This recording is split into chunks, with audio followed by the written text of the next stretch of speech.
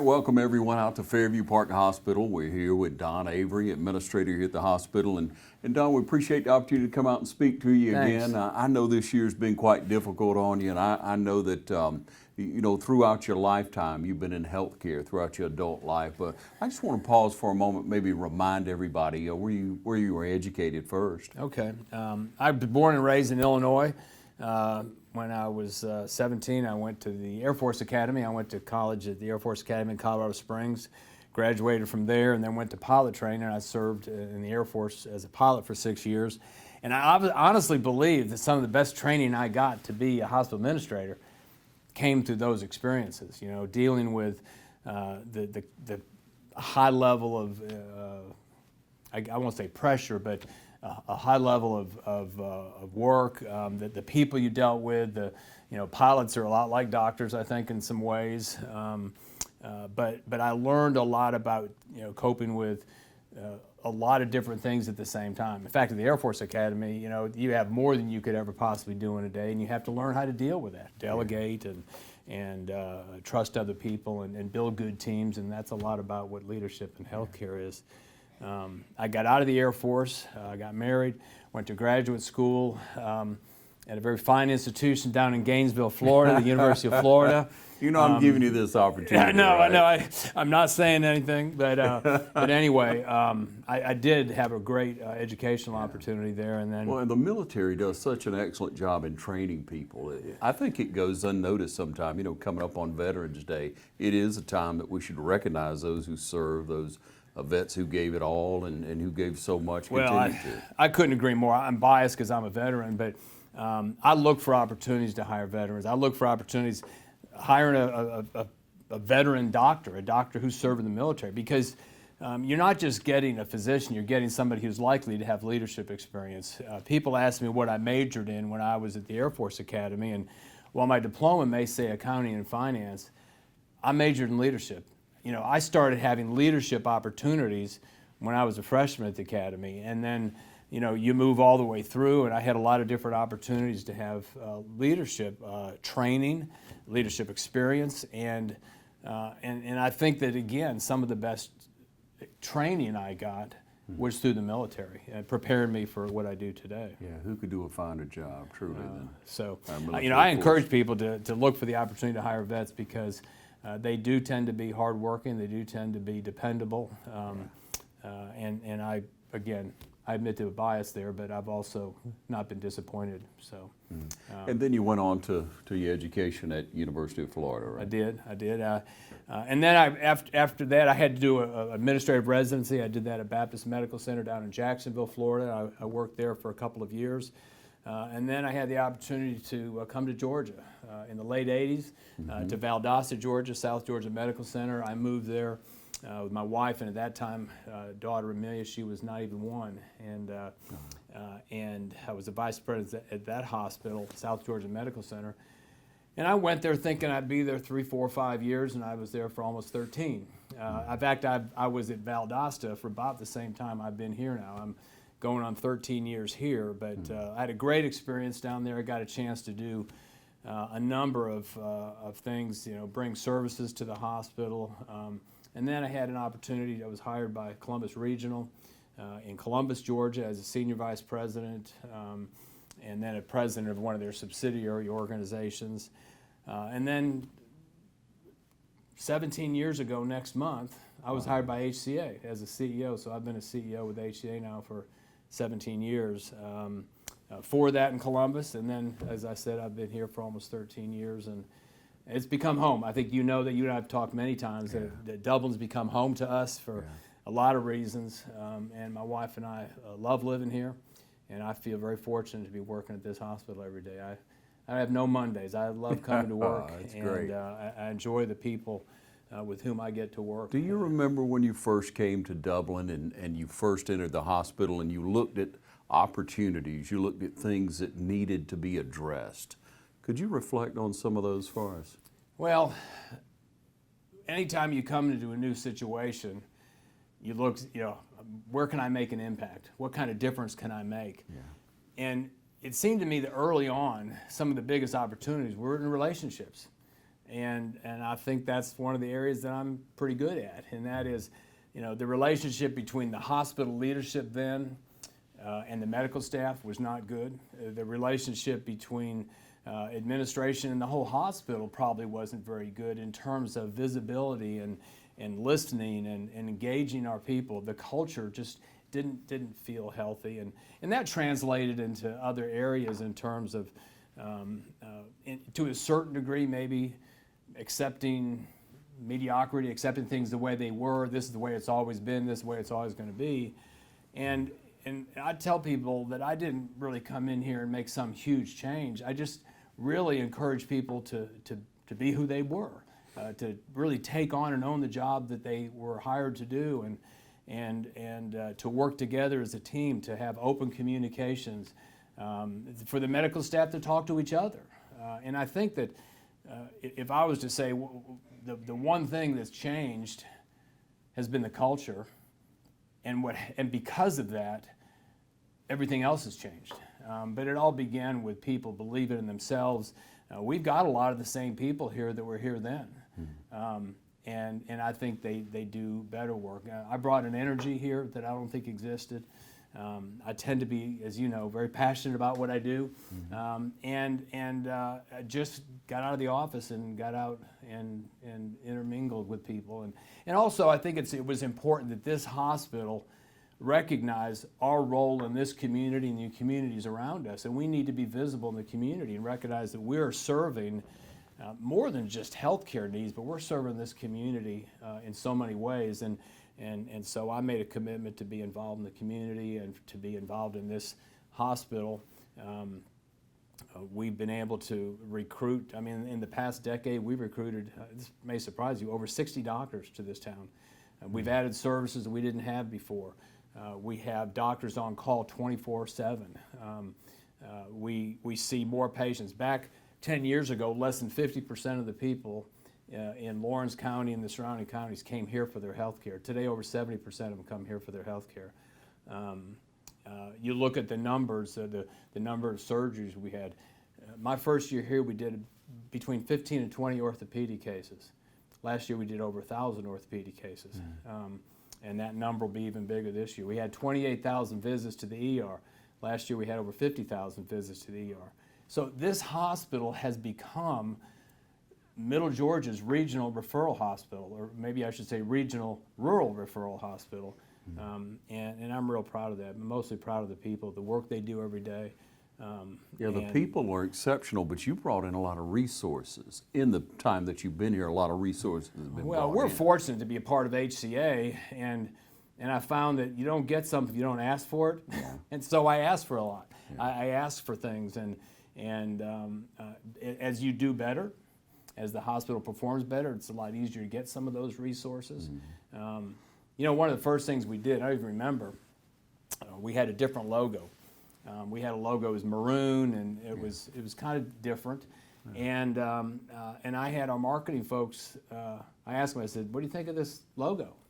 And they were, well, it's okay. I said, do you really like it? And they said, not really. I said, let's completely change our image. Let's start with the logo. And the logo needs to connect us with Dublin, Georgia. And of course, it's green. It's a shamrock on a cross. And that's been our logo now for 12 years. And it does connect us with the community. And that's a small thing, but I also think in many ways it's a big thing. If you see a green cross with a shamrock on it today, you know it's Fairview Park Hospital. Right. And we are Dublin's hospital, and Lawrence County's hospital, and Middle Georgia, and the 10 or 12 counties. We're their hospital. And I think that we also, I don't think the people that worked here were proud of this hospital, and as a result, I don't think the community was. And I think that's different today. I think people are proud to work here. We have the lowest turnover in our division and one of the lowest turnovers nationally in HCA hospitals. That's because people like to work here. And I think the numbers show that our community respects this hospital and defends this hospital and actually uses this hospital for their needs.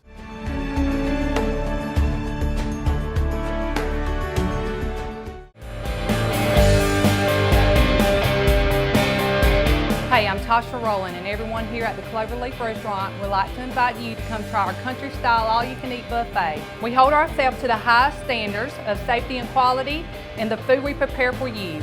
We clean our facilities constantly, and we offer curbside service. Just call 478-275-2080 and we will have your order ready right away. And Friday is our seafood day. You deserve a great meal. Cloverleaf Caters. Call us for your next gathering or event. So treat yourself to the Cloverleaf Restaurant and make sure you're satisfied. We are open Sunday through Fridays 11 to 2 with plenty of dining, or we can get it ready to go for you. Hi, I'm Don Carlson with Dublin Chevrolet. Many of us are ready to enjoy the holidays. The Silverado Crew Cab Custom for an amazing $29,999. Call, click, or come see us. Dublin Chevrolet, the only dealer you'll ever need.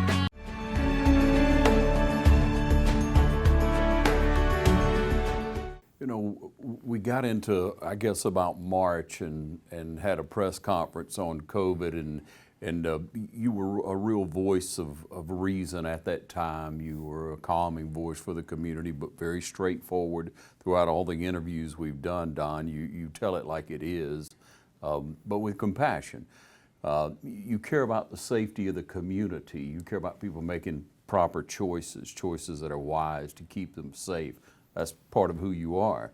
When you got into March, everything really changed from what we heard nationally with hospitals. There was quite a struggle with finances. There was quite a struggle with being able to provide the care in a proper way when everything was uncertain. But you spoke a little bit earlier about how it's a prime time to lead, even though you hate to see a situation like this come along, and usually it lasts shorter periods of time, but still, you prepare for this. It's who you are. Well, any leader should be prepared for emergencies. I mean, that's part of leadership. You know, we have emergencies throughout time. Usually they're weather related or something man-made, or maybe it's an act. We had a few years ago a big bus accident, so within a matter of an hour, we had over 50 patients come to the hospital. So those kind of situations, you rise to the occasion and take care of. When you have a hurricane that comes through, 2 years ago, Hurricane Michael, it was a Category 1 when it got to Dublin. And that caused a lot of issues, damage and power outages and stuff. And so as we're preparing for it, we have time to prepare. And then once it's here, then we deal with the emergency and then the aftermath. Well, usually you're talking about a couple weeks. You know, COVID now, we're into our, I think, 10th month of dealing with COVID. And I don't think any of us really back in February and March thought it was going to hit the way it did. And we've learned a lot about COVID. We didn't know how bad it was going to be. We didn't know how many people it would impact. It certainly impacted us. We had a real strong January and February, served a lot of patients. And then in March, you can almost, to the date, the change was. As you remember, it was the week before the St. Patrick's Festival. Our numbers just plummeted. And as a result, our ER numbers went down by more than half, and our surgeries just, went way down. We kept delivering babies, and we still obviously saw medical patients, but we began to see this new kind of patient called patients with coronavirus, the COVID-19 patients.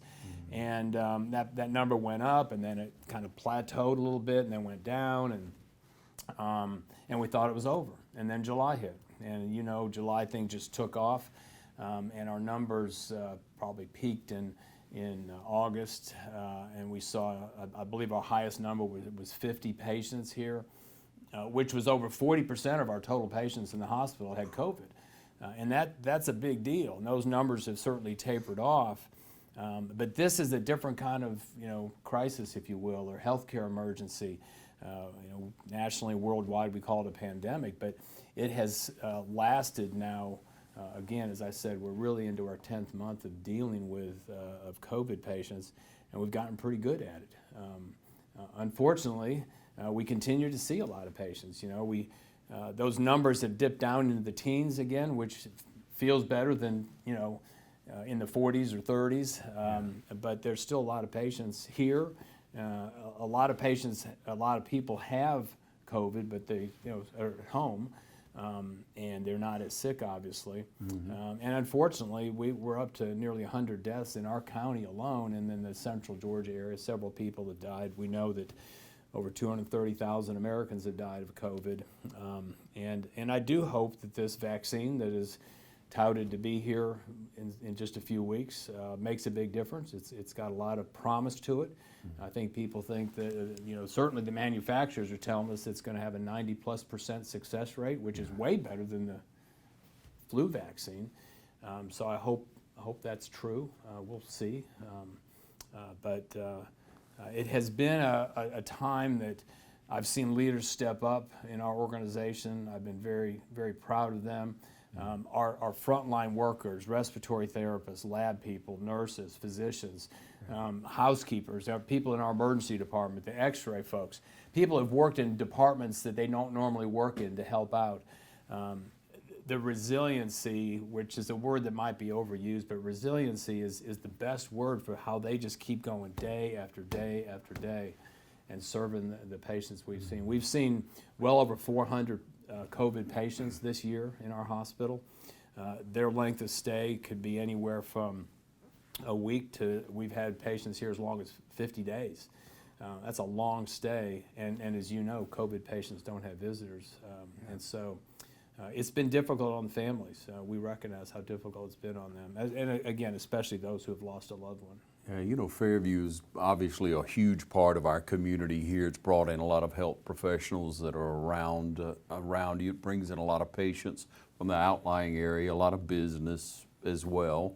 Between you and the VA, I mean, look at the impression, the footprint of healthcare in our community. But when we look at what you went through in the struggling times, it had to be huge to be a part of HCA to weather that storm. Well, and a lot of hospitals around the country have done well. But HCA, I've probably never been prouder than to be a part of HCA that I have this year. The resources they bring to the table, the support we get from a corporation that has some really bright people and that have access to national public health leaders, and I mean, our president has met with the president of the United States on 2 occasions. Our chief medical officer has met with Dr. Fauci multiple times, and to have that kind of access is pretty impressive. I'll tell you something that I'm really proud of. You mentioned earlier the financial struggles healthcare organizations, hospitals in particular, faced. And we've had some lean months this year, and the government has had some programs, the CARES program, et cetera, where they have provided fiscal support to hospitals. HCA received $6 billion with a B, $billion nationally. This hospital, Little Dublin, Fairview Park Hospital, got 8 of that, $8 million. And HCA made a decision in October that we had turned things around, we had cut expenses nationwide, and by the way, we had no furloughs. We had 0 furloughs. Wow. So of our nearly 300,000 employees, we had pandemic pay where people would go home, they were still getting 70% of their pay and full benefits until they could come back to work. But HCA has turned things around, and as a result, HCA made a decision to give back $6 billion to the federal government. Who does that? Yeah. $8 million from us that went back. And we will end the year. I don't know if we'll make budget or not, but our doors are open. We haven't had a month in the red. And it speaks highly of the character and integrity of HCA. But to have them have my back and to take care of their 185 hospitals nationwide is a pretty big deal. They've had a huge impact. That's great. Thanks for sharing that information, Don.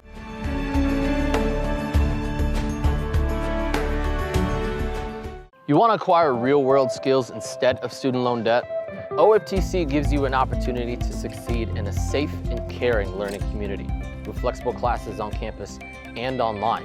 In just 2 years, you could be ready for a career in a lucrative field that you love. Whatever lies ahead, education and skills training from OFTC can give you the confidence to succeed. Oconee Fall Line Technical College, Think differently about college. OFTC is an equal opportunity institution. Stepping Stone Child Advocacy Center is a nonprofit organization serving the Dublin and Oconee Judicial Circuit. We provide confidential services to children and adults who have experienced child abuse or sexual assault. We are available 24 hours a day, 7 days a week to respond to your crisis or need. When you take that step to report your abuse or assault, we will be here to help you navigate your way to hope and healing. You will be treated with kindness and respect as you receive services such as forensic interviews, medical exams, legal advocacy and support, as well as referrals to counseling. All of these services are provided to you free and confidential.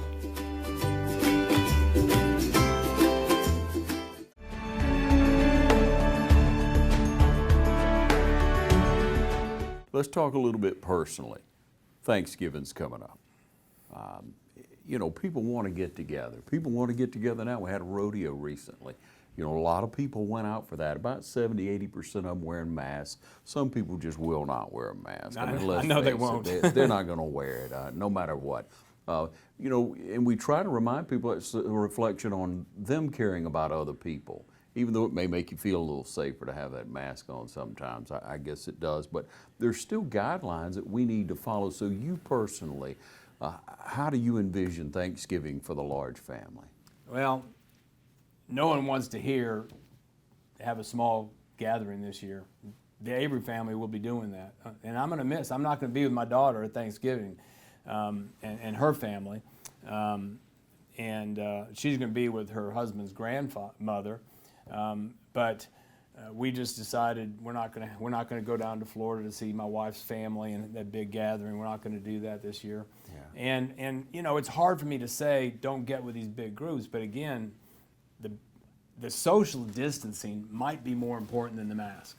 I do think masks are important. Like you said, I'm protecting you by wearing a mask. Mm-hmm. I do protect myself some. I probably got a 30 or 40% increased protection rate by me wearing a mask for me. But you can't expect people to wear a mask in their own homes. You can't expect them, you know, they have all their family over. But, you know, my recommendation is maybe try and minimize that this year, not have a big gathering, you know, because I think we'll have that at Christmas as well. All I can say is do as much as you can outside. Your risk is certainly less outside. Try and sit apart if you're all gathering together in the living room and everything. But if you know me, I'm a social person. I like being around people, but it's so easy. You know, I've been exposed a couple times to people this year in the public that you think, oh, it's just a few of us or just a small group, and then it turned out somebody was exposed, and then you have to quarantine or be tested or whatever, and it's a tough call. But I think until we see some indication that this has really turned around, the vaccine may be the first indicator we have. My understanding is when people get the vaccine, it'll be 2 shots. You get a shot, and then a few weeks later, get another shot. Yeah. And we won't know what impact that has probably, you know, till early next year. But I hope it's a positive thing, and we begin to see some return to normalcy. My prediction, based on things I read and hear and everything, we're probably into the second quarter of 21, maybe third quarter before we really see things kind of mitigate some. I could be wrong on that. I hope I'm wrong on the pessimistic side. I hope it's better than that. Yeah. But I do think that through these holidays, people still need to use precautions. Kids are coming home from college in a few weeks, and they're going to be here all the way through after New Year's. Yeah. And they're going to be bringing home all their germs from college. Sure. And it's hard for people to not gather and hug and socialize. That's who we are. Mm-hmm. But I do recommend that people try and minimize that. Wear masks where you can, particularly indoors.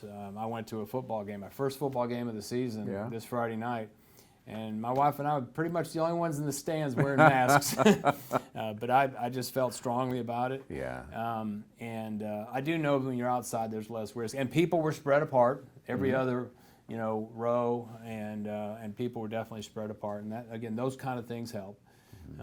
I still think that when we have public gatherings, we probably need to sit apart. We're not going to have a parade this year. It's Christmas, and I'm going to miss the parade. Sure. But it's a small price to pay if it means fewer people get COVID.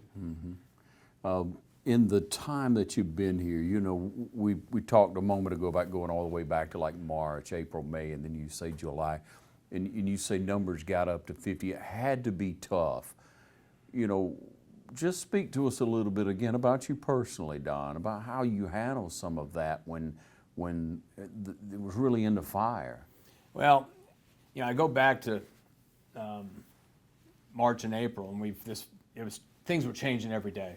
It was all brand new. I literally remember the phone call. It was a Saturday morning, and I got a phone call that said, we've got a positive patient. And I was so naive, Ron. I thought, we're not going to have any in Dublin. We're a small town. That's a big city disease, and it's probably only going to happen on the West Coast. And boy, was I wrong on that. And then we got a second and a third.